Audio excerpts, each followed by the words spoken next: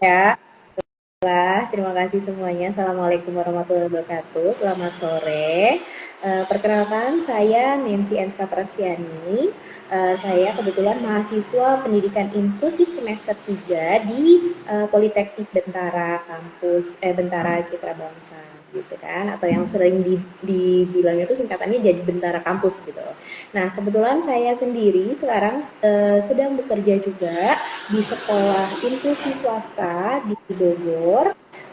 Dan saya seorang shadow teacher di sana, kebetulan memegang anak yang ADHD juga.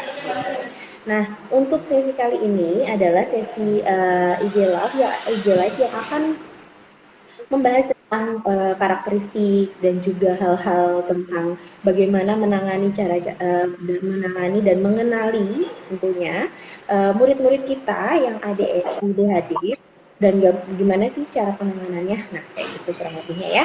Nah, kalau begitu karena narasumbernya kita sudah datang, mungkin bisa langsung perkenalkan diri saja, Pak.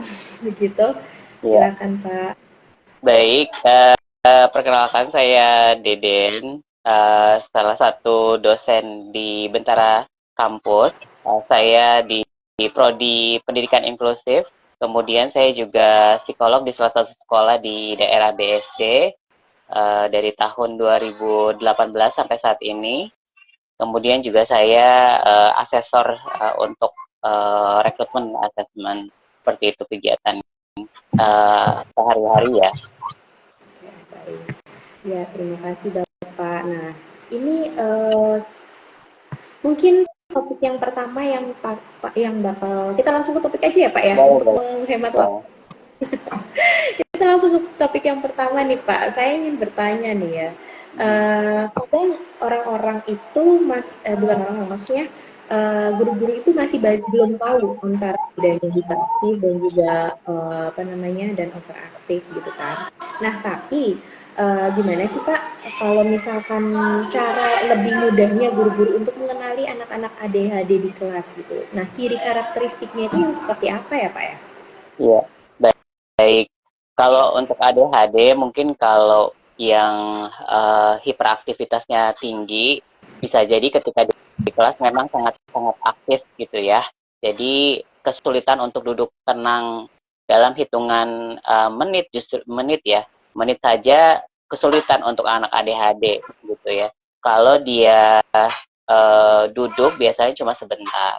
Tapi kalau misalnya untuk taraf yang mungkin hiperaktifnya tidak terlalu kelihatan, biasanya muncul perilaku-perilaku yang lain. Misalnya ketika guru sedang menjelaskan, untuk anak ADHD itu biasanya mereka tidak memperhatikan ketika guru menjelaskan, bisa sibuk dengan kegiatannya sendiri seperti memainkan alat tulisnya atau botol minumnya atau mungkin bisa iseng dengan teman sebelahnya seperti itu atau membuat keributan tertentu gitu ya. Jadi tidak memperhatikan guru. Nah, untuk tidak memperhatikannya memang dalam intensitas yang sering ya, bukan hanya sesekali tapi sering tidak memperhatikan guru. Kemudian biasanya dalam penyelesaian tugas untuk anak ADHD ini karena fokusnya rendah, itu membuat mereka lambat sekali untuk menyelesaikan tugas yang diberikan guru. Jadi biasanya guru harus mengingatkan berkali-kali gitu ya, ayo dikerjakan gitu ya, sekali, kemudian 2 kali dan 3 kali dan seterusnya. Jadi bisa jadi berkali-kali guru harus mengingatkan siswa tersebut untuk menyelesaikan tugasnya. Kemudian Oke. bisa juga anak-anak ini menghindari bentuk untuk memperhatikan guru itu dengan banyak minta izin ya. Biasanya izin untuk melakukan satu kegiatan, misalnya sering izin ke toilet, intensitasnya juga cukup sering gitu ya. Kemudian kadang melakukan hal-hal yang sebenarnya tidak berkaitan dengan kegiatan pembelajaran, misalnya sering buang sampah gitu ya, kemudian sering mengambil barang temannya supaya mengalihkan perhatian gitu ya. Jadi sebenarnya perilaku-perilaku itu umumnya kalau misalnya guru tidak melihat secara detail perilaku-perilaku muncul itu seperti perilaku yang umum saja. Padahal sebenarnya itu bisa menjadi salah satu tanda untuk mengindikasikan bahwa anak ini ADHD gitu ya. Kemudian ADHD ini kan berkaitan dengan emosi juga. Nah, biasanya untuk anak ADHD sendiri ketika ada permasalahan biasanya untuk hal-hal yang sederhana bisa menjadi permasalahan yang besar dengan temannya seperti itu.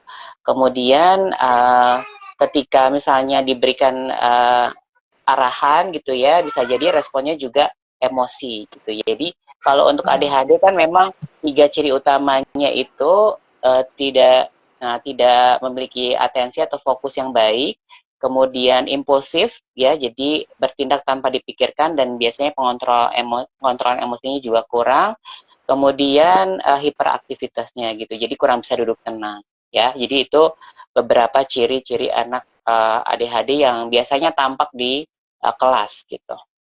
Baik, oke. Terima kasih Pak atas penjelasannya di awal ya. Nah, Bapak Ibu semuanya, mungkin saya sekalian untuk mengingatkan ya, ini karena ilmunya itu bermanfaat sekali, silakan sambil bawa buku catatan mungkin ya, untuk bisa dicatat. Nah, baik mungkin lanjut ya Pak ya ke pertanyaan yang kedua. Mungkin tantangan terbesarnya nih Pak, tantangan terbesar yang bakal dihadapi oleh guru-guru di dalam kelas dengan tadi yang ADHD itu bagaimana ya? Ya, baik, tantangannya ketika sekolah tersebut bukan sekolah inklusi ya.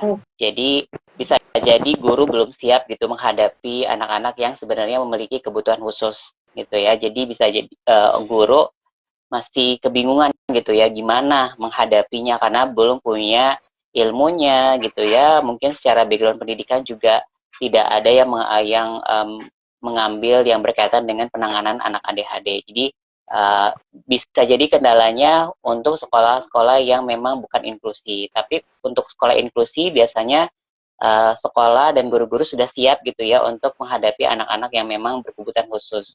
Jadi paling penting untuk guru-guru ini mengetahui sih sebenarnya ciri-ciri yang tadi seperti saya jelaskan tadi, memang kita harus tahu kira-kira ciri-ciri anak ADHD itu seperti apa, sehingga kita jadi tahu penanganan yang tepat gitu ya. Kemudian tantangan berikutnya ketika di kelas tersebut siswanya banyak gitu ya, bagaimana guru kan harus memperhatikan semua anak, tidak hanya satu atau dua anak saja, tapi semuanya. Nah, ketika ada anak ADHD, tentu yang menjadi tantangan adalah bagaimana fokus pada anak-anak yang anak-anak yang reguler dan juga fokus pada anak ADHD tersebut, karena tentu perilaku yang muncul dari anak ADHD ini perlu diarahkan gitu ya. Seperti tadi contohnya ketika dia tidak bisa duduk tenang, mungkin sering jalan-jalan gitu ya.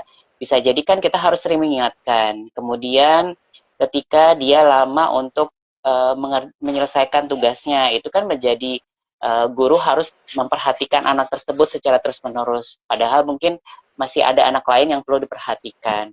Jadi bagaimana sebenarnya mengelola kelas supaya bisa menghandle anak-anak reguler dan juga anak ADHD seperti itu. Oke, baik. Luar biasa ya Pak ya. Memang perjuangan sekali ya untuk menerapkan pendidikan inklusif di sekolah-sekolah gitu ya Pak ya. Sedangkan kondisi siswa kita juga beragam begitu ya Pak ya. Nah, kemudian Pak, jadi strategi efektif nih Pak yang dapat mendukung pembelajaran anak yang dengan ADHD bagaimana ya Pak menurut Pak? Ya, baik. Tadi yang seperti saya sampaikan bahwa mereka ini biasanya lambat dalam mengerjakan tugas, sehingga mungkin bisa dibantu dengan penggunaan timer atau dengan jam gitu ya, supaya dia diinformasikan berkaitan waktu penyelesaian tugas, sehingga dia memperhatikan seberapa cepat gitu ya dalam menyelesaikan tugas. Kemudian diharapkan untuk anak-anak yang memang sudah terindikasi ADHD misalnya, untuk duduknya dekat dengan guru. Harapannya apa? Harapannya guru bisa mengingatkan anak tersebut tidak jauh gitu ya, tidak jauh dari guru sehingga mudah terjangkau untuk diingatkan seperti itu. Kemudian guru juga bisa memperhatikan gitu ya apa perilaku yang muncul dari anak ADHD dan bisa menahan ketika misalnya mungkin dia mau bertindak iseng gitu ya atau mengganggu temannya, sehingga kita bisa mencegah gitu ya supaya anak itu tidak melakukan sesuatu hal yang kurang sesuai seperti itu. Jadi yang pertama mungkin tadi ya terkait waktu gitu ya, kemudian untuk tempat duduknya gitu ya. Selanjutnya berkaitan dengan aturan. Kalau anak Halo. ADHD ini, halo? Ya, mohon maaf kan tadi agak putus-putus soalnya. Iya. Kemudian berkaitan dengan perilaku ya. Jadi untuk anak ADHD sendiri memang perlu kita menangani berkaitan perilaku karena biasanya cenderungnya akan melanggar aturan. Sehingga bagaimana guru ini bisa bersikap tegas terhadap aturan gitu ya. Kemudian bisa juga memberikan konsekuensi jika memang ketika diingatkan anak tersebut tidak mengikuti aturan dengan baik gitu. Karena kalau misalnya dia tidak mengikuti aturan, kelasnya juga jadi tidak kondusif seperti itu. Ya, jadi itu hal-hal yang bisa dilakukan ya untuk penanganan yang bisa dilakukan oleh guru. Oke. Nah, kalau menurut Bapak nih, peran penting kayak beberapa stakeholder kayak apa namanya manajemen sekolah, antara guru, orang tua, apa kemudian tenaga kesehatan dalam mendukung anak ADHD di sekolah inklusif itu bagaimana Pak? Ya, baik. Kalau dengan orang tua tentu perlu kerjasama yang baik ya dengan orang tua karena tentu harapannya orang tua mau untuk memberikan treatment ya untuk anak ADHD karena biasanya ada juga nih orang tua yang mungkin belum menerima kondisi anaknya sehingga juga tidak memberikan penanganan atau intervensi atau terapi ya untuk uh, perkembangan anak ADHD ini menjadi lebih baik. Sehingga penting sekali guru dan pihak sekolah mengajak orang tua untuk sama-sama melakukan penanganan. Karena anak ADHD ini tidak hanya ditangani di sekolah, tapi memang lebih banyak waktunya di rumah sehingga butuh penanganan gitu ya dan dukungan dari orang tua untuk melakukan intervensi atau treatment seperti itu. Jadi itu yang pertama ya untuk berkaitan sama orang tua. Kemudian komunikasi bagaimana program yang tepat gitu ya yang bisa dilakukan di rumah dan juga di sekolah. Sehingga komunikasi ini penting dengan orang tua. Kemudian dengan manajemen sekolah perlu membekali guru-guru yang mungkin belum memiliki pemahaman terkait anak ADHD dan bagaimana penanganannya di kelas gitu ya. Jadi manajemen sekolah juga bisa memfasilitasi guru-guru mendapatkan pelatihan tersebut. Kemudian juga membantu ketika misalnya ada orang tua yang mungkin kurang kooperatif gitu ya dalam membimbing anak ADHD ini sehingga perlu peran manajemen sekolah gitu ya untuk bisa mendorong orang tua agar mau bekerja sama seperti itu. Kemudian kalau berkaitan dengan guru guru di sekolah, tentu harapannya memang ada guru pendamping khusus atau guru shadow teacher yang bisa membantu guru kelas dalam menangani anak di kelas gitu ya. Karena memang apalagi karena kalau misalnya kelas itu siswanya banyak, tentu guru tidak bisa hanya fokus pada satu anak sehingga butuh bantuan dari shadow teacher atau guru pendamping khusus. Kemudian bisa juga bekerja sama dengan tenaga kesehatan misalnya ya. Karena kan memang untuk anak ADHD disarankan memang untuk konsumsi ya berkaitan dengan gula gitu ya, makanan-makanan yang mengandung gula itu diminimalisir. Karena apa? Gula itu kan membantu pembentukan energi gitu ya. Ketika misalnya terlalu banyak energi gitu ya yang dimiliki sehingga anak itu bisa terdorong untuk lebih aktif gitu ya, hiperaktifnya semakin tinggi seperti itu sehingga perlu juga kerjasama tenaga kesehatan untuk memberikan masukan pada orang tua berkaitan dengan menjaga pola makan ya dari siswa tersebut. Kemudian juga berkaitan dengan bimbingan konseling atau guru BK, kita juga bisa bekerja sama di mana anak ADHD ini kan bermasalah juga berkaitan sama emosinya. Bagaimana juga bisa nih bantuan dari bimbingan konseling untuk membantu dalam penanganan emosi siswa tersebut gitu ya. Bisa dilakukan bimbingan intensif gitu ya dari BK khususnya berkaitan dengan emosinya. Jadi sebenarnya semua pihak bisa bekerja sama supaya penanganan anak-anak ADHD ini bisa berjalan dengan baik. Oke, berarti memang ini ya Pak ya, berkesinambungan semuanya Pak ya, Iya, semua betul. terlibat gitu. Tujuan yaitu ya untuk apa? Lebih ke mengefektivitas pembelajarannya, kemudian memperbaiki perilakunya, kemudian banyak banyak hal yang memang butuh kerjasama gitu ya dari apa namanya dari beberapa pihak gitu ya. Nah sebentar ya Pak ya, saya ingatkan dulu untuk teman-teman semuanya apabila ada pertanyaan yang ingin ditanyakan silakan langsung di drop aja di komen ya teman-teman. Nanti insya Allah saya scroll ke atas untuk membacakan satu persatu pertanyaan dari teman-teman ya. Baik Pak, boleh kita lanjut ya Pak ya? Ya, silakan. Ya.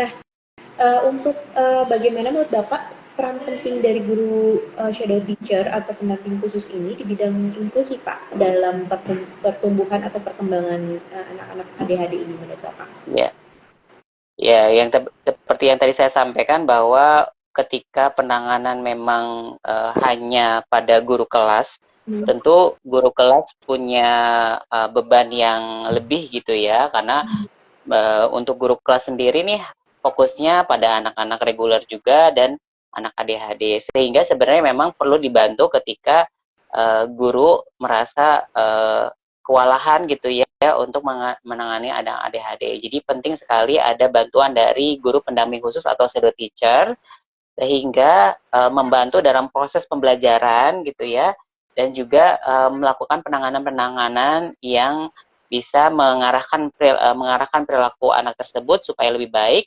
dan juga bisa lebih kondusif untuk mengikuti proses pembelajaran. Seperti tadi salah saya sebutkan contohnya misalnya guru ini harus mengingatkan untuk anak tersebut mengingatkan untuk dia mengerjakan dengan cepat. Nah, ketika ada guru pendamping khusus bisa tugasnya ini bisa dialihkan kepada guru pendamping khusus tersebut atau substitute teacher untuk mengingatkan anak tersebut gitu ya bahwa tugasnya harus diselesaikan. Kemudian ketika ada perilaku-perilaku negatif yang muncul gitu ya dari anak tersebut, guru pendamping khusus ini bisa memberikan pengarahan secara langsung gitu ya dan melakukan pencegahan ketika ada perilaku-perilaku negatif yang sekiranya muncul, misalnya anak tersebut ingin mengganggu temannya.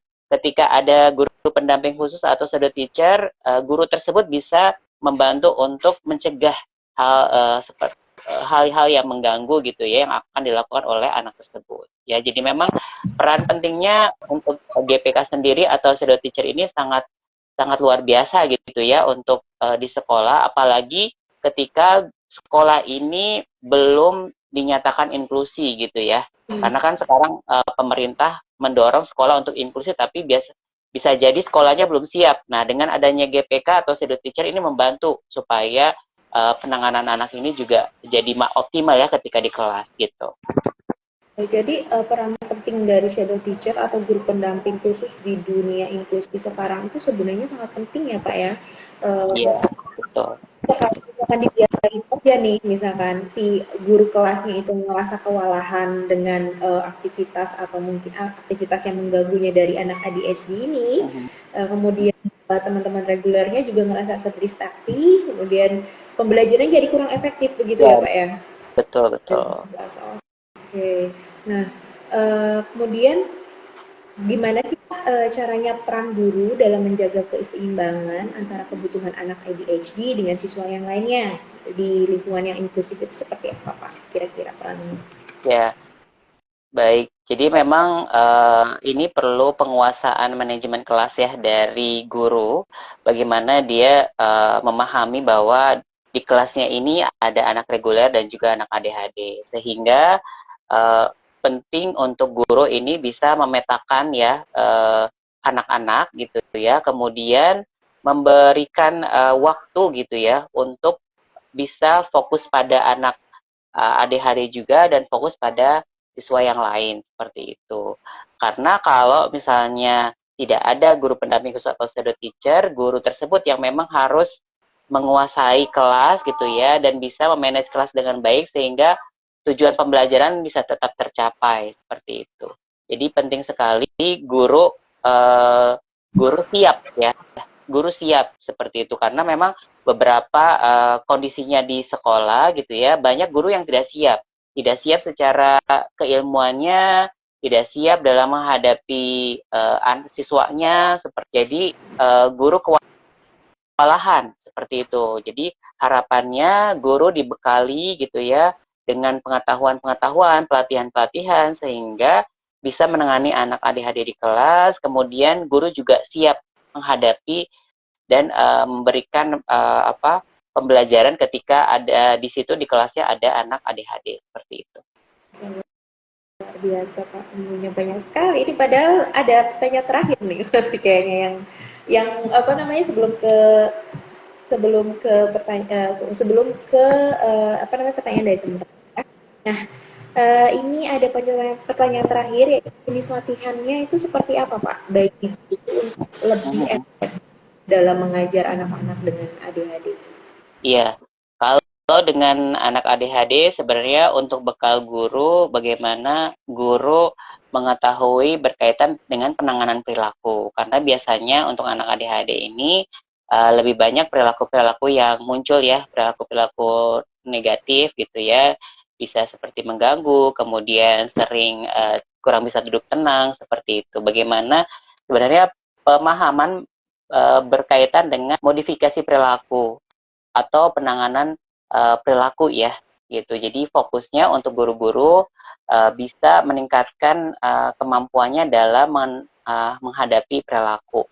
Contohnya misalnya ketika ada perilaku anak, kita bisa menggunakan beberapa strategi-strategi seperti contohnya nih dengan menggunakan positive reinforcement misalnya ketika anak tersebut terlihat bersikap baik gitu, misalnya kita ngelihat bahwa dia bisa duduk tenang misalnya dalam jangka waktu yang cukup lama. Nah, kita bisa berikan positive reinforcement dengan wah hebat nih si A sudah bisa duduk tenang nih, diteruskan ya seperti itu. Jadi bisa dengan positive reinforcement. Juga misalnya dengan modifikasi perilaku yang lain. Contohnya dengan memberikan aturan dan konsekuensi misalnya. Jadi kita misalnya sebelum memulai pembelajaran, kita biasakan memberikan aturan misalnya aturan 1 sampai 3 misalnya, atau ada 5 aturan gitu ya, kita sampaikan. Kemudian kita sampaikan ketika misalnya kamu tidak mengikuti aturan, kamu mendapatkan konsekuensi seperti itu. Nah, harapannya anak-anak ADHD ini berupaya mengikuti aturan dan menghindari konsekuensi yang akan diberikan seperti itu. Dan setelah misalnya selesai pembelajaran, dievaluasi lagi nih bagaimana kegiatan perilakunya sehari itu gitu ya, dievaluasi apakah dia mengikuti aturan atau tidak. Ketika mengikuti aturan tentu bisa diberikan positive reinforcement ya untuk dia menunjukkan perilaku tersebut dengan apresiasi. Kita berikan apresiasi misalnya, wah keren nih kamu sudah bisa lebih baik perilakunya seperti itu. Jadi penting guru menguasai berkaitan dengan penanganan perilaku ya, atau modifikasi perilaku seperti itu. Luar biasa. Jadi sebenarnya ya perlu strategi, kemudian modifikasi untuk menangani setiap anak ADHD ini ya Pak ya. Apalagi dengan karakteristik memang berbeda-beda pastinya setiap anak. Belum lagi nanti kalau misalkan ada komorbid A dan komorbid B begitu ya Pak ya. Mungkin habis ini saya akan bacakan pertanyaan-pertanyaan dari teman-teman di rumah ya Pak ya. Mungkin saya cari dulu.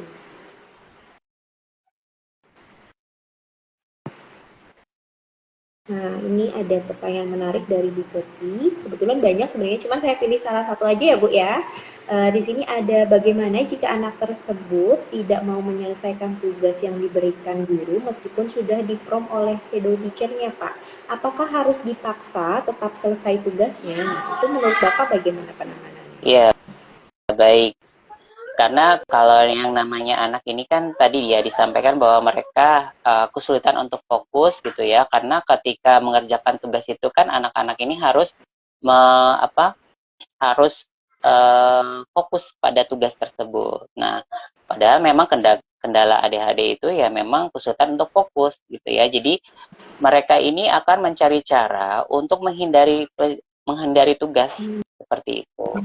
Jadi harapannya guru gitu ya, guru bersikap tegas bahwa memang kita harus bisa mendorong anak tersebut menyelesaikan. Kalau kita tidak mendorongnya menyelesaikan ya, dia akan berpikir bahwa oh dengan strategi saya misalnya tidak mungkin dia akan misalnya tantrum misalnya gitu ya atau teriak-teriak gitu ya. Itu hal yang dilakukan supaya tidak menyelesaikan. Nah, gimana kita gitu ya berupaya mendorong gitu ya untuk anak tersebut tetap menyelesaikan. Kenapa kita harapannya tetap mendorong supaya juga anak tersebut memahami bahwa menyelesaikan tugas itu menjadi suatu hal yang memang harus dilakukan olehnya gitu ya. Karena kalau kita tidak bersikap tegas, di hari berikutnya dia akan berupaya mencari cara lain untuk yaitu menghindari tugas kembali. Besoknya juga dia akan mencari cara lain gitu ya untuk menghindari tugas. Jadi sebaiknya memang terus didorong gitu ya untuk menyelesaikan tugas tersebut. Biasa apalagi karakter anak dengan ADHD ini memang dia itu suka break the rules ya Pak ya, Iya, suka betul. kalau dikasih aturan itu kayaknya langsung enggak, saya harus apa namanya harus melawan begitu Iya, kan betul, kurang lebih. betul. Jadi begitu Bu Popi untuk jawabannya, semoga membantu ya Bu.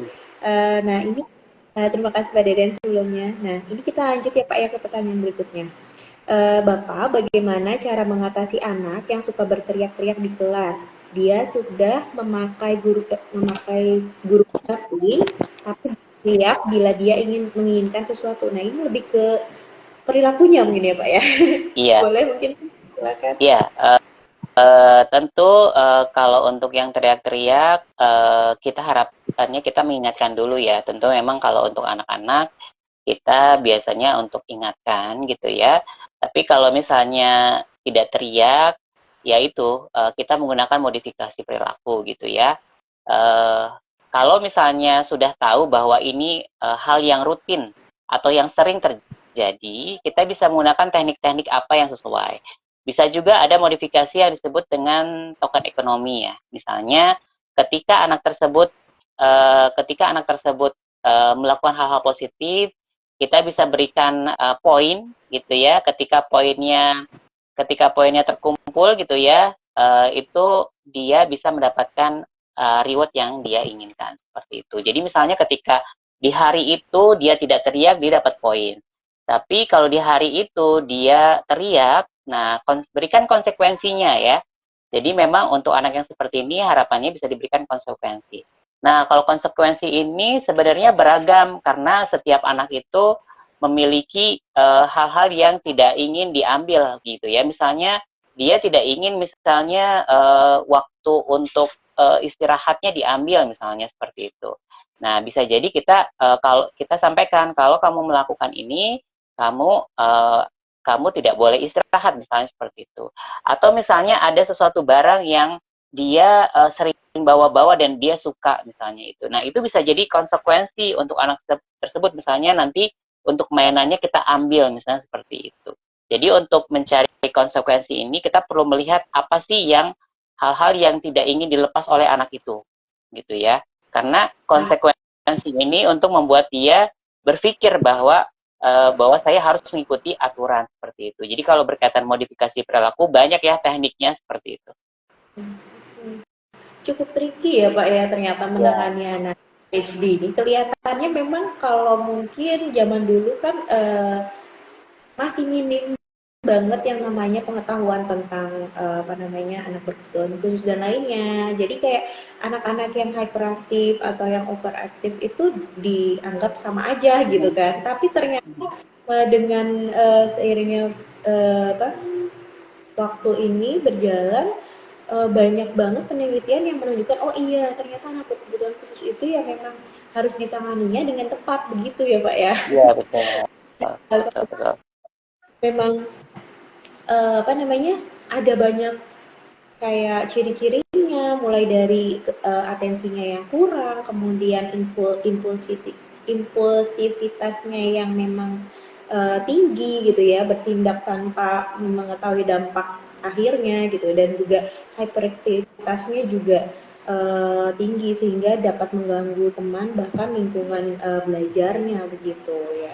Maka dari itu strategi dan modifikasi yang tepat oleh guru-guru shadow teacher maupun guru reguler yang mungkin di kelasnya itu ada anak ADHD itu harus sering diupdate ya Pak ya gitu. Nah, mungkin ini ya Pak ya, sebelumnya terima kasih karena sudah menyempatkan waktu untuk ngobrol-ngobrol bareng dan diskusi di IG Live kali ini Pak. Ya, sama-sama. Ya, kebetulan pertanyaannya kebanyakan sama sih Pak. gitu. Oke. Pertanyaannya lebih ke sama bagaimana penanganannya, kemudian bagaimana menangani perilakunya gitu. Nah, mungkin pertanyaan dari saya khusus ya Pak ya. Saya ingin bertanya Pak, mewakili teman-teman yang lain gitu kan. Dengan dengan anak kebutuhan khusus ADHD ini apakah bisa dihilangkan dari anak tersebut atau bagaimana ya Pak? Mungkin banyak sekali orang tua bahkan guru-guru gitu, bisa dihilangin nggak sih ADHD ini kayak gitu? Ya, Mungkin Bapak bisa menjelaskan ya Pak? ya. Kondisi anak berkebutuhan khusus memang harapannya mungkin orang tua gitu ya, bahwa harapannya memang 100% sembuh gitu ya. Tapi kalau untuk yang kita namakan dengan anak ABK ini gitu ya, tidak bisa benar-benar hilang 100%, tapi kita bisa meminimalisir gitu ya hal-hal yang dimilikinya. Contohnya misalnya kemampuan uh, tidak fokusnya gitu ya. Nah, ini bisa dikembangkan sehingga kemampuan fokusnya lebih baik gitu ya. Tapi tidak sampai benar-benar menghilangkan seperti itu. Ya, jadi dengan treatment-treatment, dengan penanganan-penanganan yang dilakukan, itu membuat si gejala-gejalanya itu semakin lama semakin minim seperti itu. Jadi memang ini bukan suatu penyakit ya Pak ya? Ya, betul. Kan? Jadi ya memang nggak bisa dihilangkan Bapak Ibu, tapi masih bisa dioptimalkan dengan penanganan yang tepat khususnya. Nah begitu, kalau di rumah mungkin perlu kerjasama dengan orang tua, dan juga banyak treatment atau terapi yang harus diterapkan. Kemudian kalau di sekolah kita harus kerjasama dengan pihak manajemen, kemudian pihak guru juga. Apalagi kalau orang tua siap untuk menyediakan shadow teacher untuk anak-anaknya. Gitu ya Pak ya? Iya, betul. Oh iya, ini Pak, ada satu pertanyaan lagi boleh ya Pak? Boleh, boleh. Nah, ini strategi apa yang bisa dilakukan apabila sedang tantrum atau suka menyakiti orang lain seperti menarik jilbab atau mencakar. Nah, anak ini belum ada bahasa ekspresinya, masih sangat minim Oh, oke, baik. usia 6 tahun. Iya, baik. Kalau untuk kondisi anak tersebut, mohon maaf Ibu itu atau siapa nih Mbak atau Mbak gitu ya, atau Bapak gitu. Ini untuk anak yang kondisinya seperti itu, sebaiknya memang belum masuk ke kelas gitu ya, karena ada perilaku agresif yang muncul. Jadi untuk anak-anak yang berkebutuhan khusus, memang kita juga perlu asesmen apakah anak-anak ini sudah bisa kondusif mengikuti kelas. Jangan sampai ketika dia di kelas juga dia tidak bisa mengikuti proses pembelajaran, kemudian bisa jadi juga dia mengganggu anak-anak yang lain. Padahal kan memang kita juga memperhatikan ya kebutuhan dari anak yang lain. Sehingga kalau misalnya dia belum kondusif gitu ya, untuk reseptifnya saja misalnya sulit gitu ya, kemudian lebih banyak perilaku agresif, sebaiknya fokus pada centernya saja atau treatmentnya saja dulu seperti itu. Kalau dia sudah bisa lebih baik gitu ya perilakunya dan bisa mengikuti proses pembelajaran gitu ya, baru dimasukkan ke kelas gitu. Jadi kasihan juga ya untuk anak tersebut karena dia tidak mendapatkan apa-apa di kelas gitu. Dan juga anak-anak yang reguler yang lain juga tidak optimal ya mengikuti pembelajaran karena terganggu seperti itu. Jadi sebenarnya anaknya tidak di kelas ini supaya sama-sama sama-sama nyaman ya. Anak reguler juga nyaman, anak tersebut juga nyaman karena dia hanya fokus pada treatment yang dia butuhkan dulu seperti itu. Memang butuh kesiapan belajar dulu sebelum terjun langsung di pelajaran itu sendiri ya Pak, di lingkungan belajar sendiri.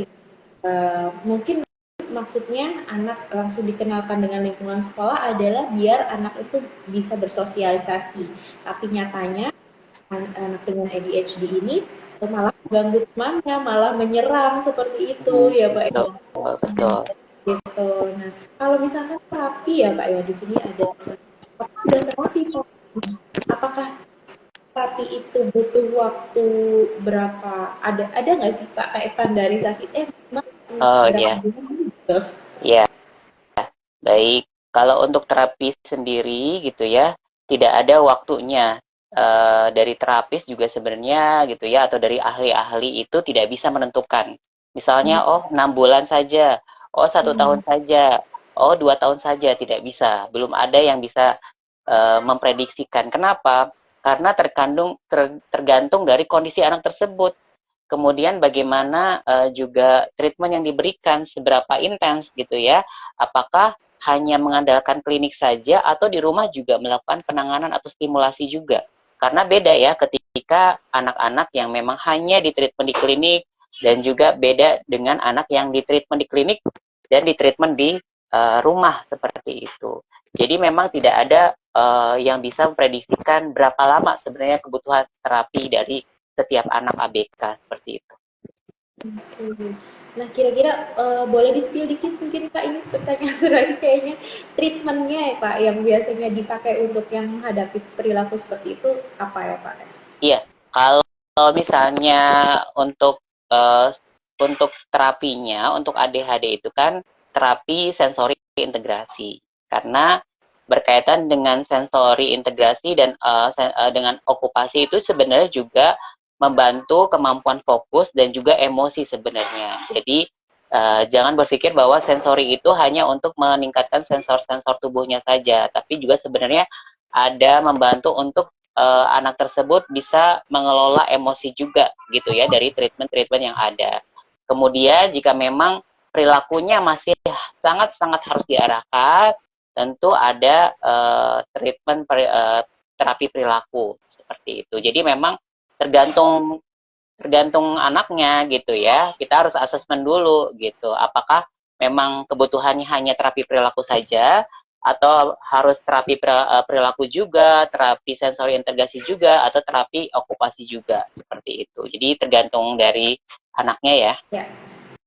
Tapi pastinya terapi itu dilakukan setelah melakukan asesmen ya Pak ya, dengan tenaga ahli di ya. Kayak kita memprediksi, kayaknya perilaku, saya searching deh kalau gitu gimana ya cara nanganin. Nah kayak gitu kan kayaknya aplikasinya belum tentu tepat padahal ya Pak ya. Betul sekali.